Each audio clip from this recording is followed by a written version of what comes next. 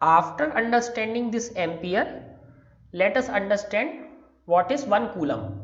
So when a steady current 1 ampere is set up in a conductor, the quantity of charge that flows through its cross section in 1 second.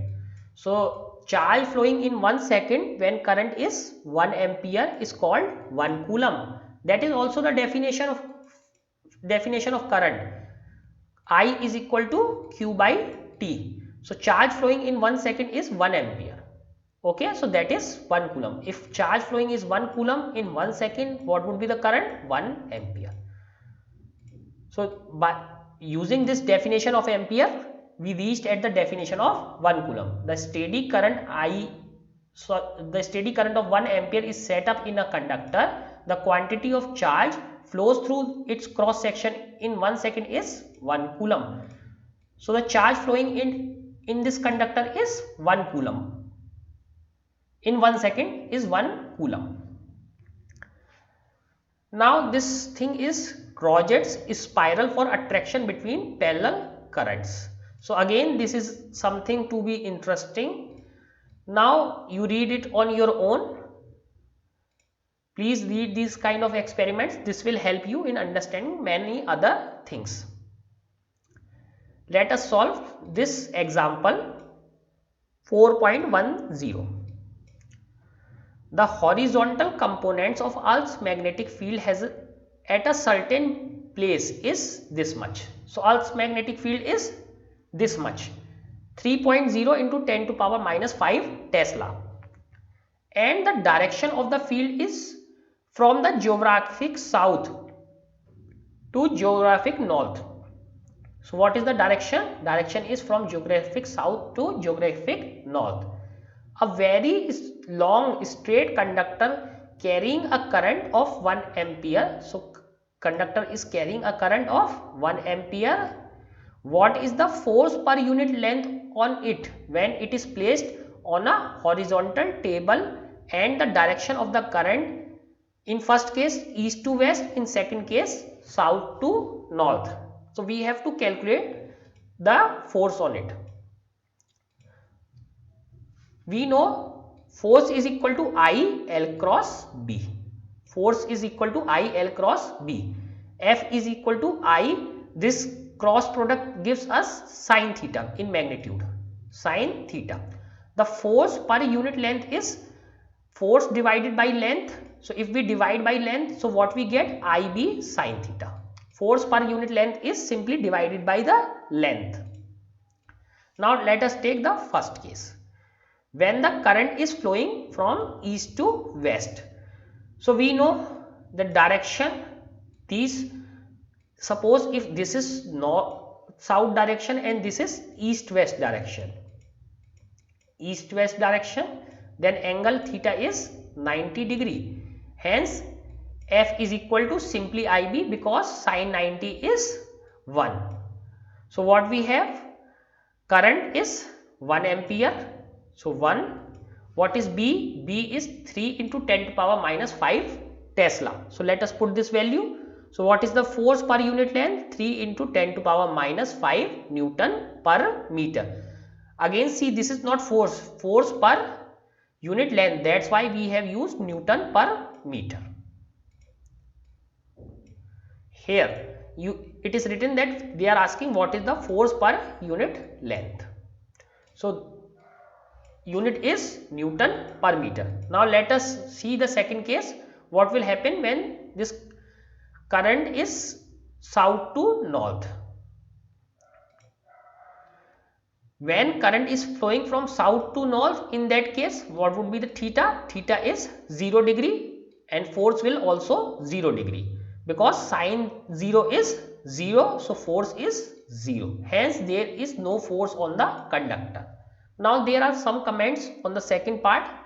This is larger than the value of this.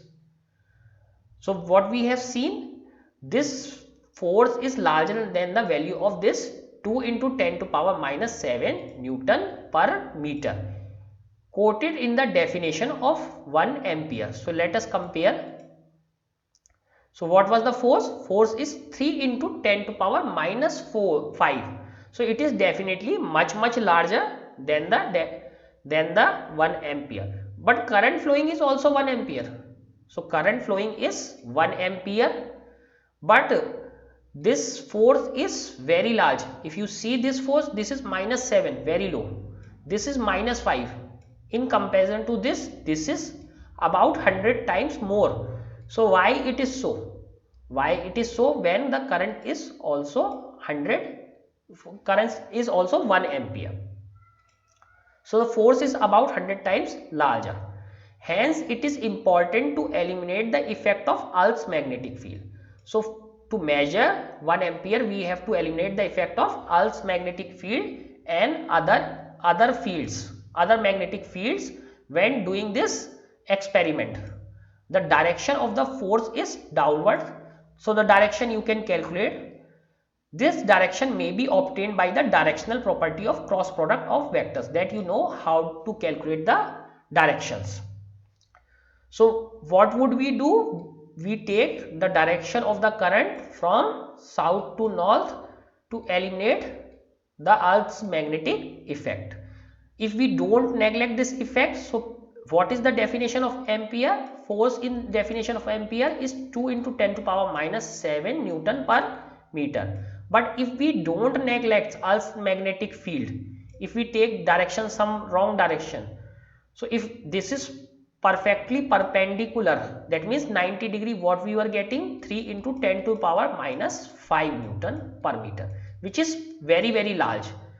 So to measure ampere, we first do something to neglect this Earth's magnetic field. So what we do, we take the direction from south to north or north to south.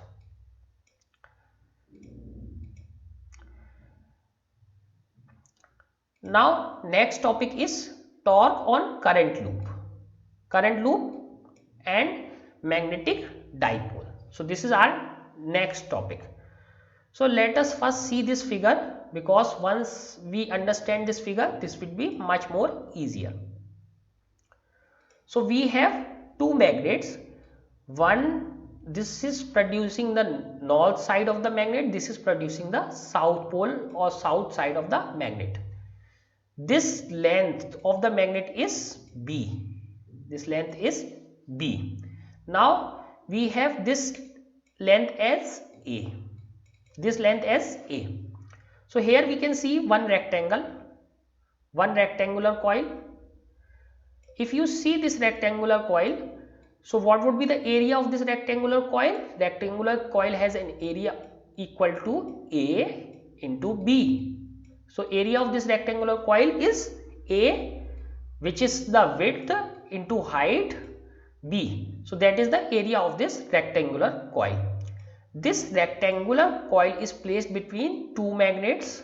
One is producing the north side of this pole, another having south side of the pole. Now this coil or this rectangular loop is attached to some current source. This is positive, this is negative, and it can rotate in the magnetic field. It can rotate in the magnetic field. So current is always from positive to negative. So current is going in this direction, then go here, again here, then here, comes back and comes back to this negative side. So this is the connected to current loop as well. Now this is also able to rotate. This is also able to rotate. So this is the rotation axis. This is the rotation where it can rotate. So this loop can rotate, and this is the axis of rotation. So omega is the rotational velocity or angular frequency of rotation. So this total distance is A. Total distance is A. So if we see this rotational axis, A by 2 on this side, A by 2 on this side, which is shown here. This is shown here. So this is the midpoint M, A by 2 on this side, A by 2 on this side. Now we see forces acting on this, force F1 and force F2 on the opposite side. So that forces will try to rotate this loop. these forces will try to rotate this loop. So when both the forces are equal and try to rotate some system, we say those forces, those pair of forces, a torque. So definitely a torque tau is there which is trying to rotate this loop with some angular velocity omega. This loop is A, B, C, D, which is placed in a magnetic field. The length is B, the width is A, and the forces are producing a torque tau which is trying to rotate it in anti-clockwise direction. This loop is connected to a current source and one current I is flowing in this loop.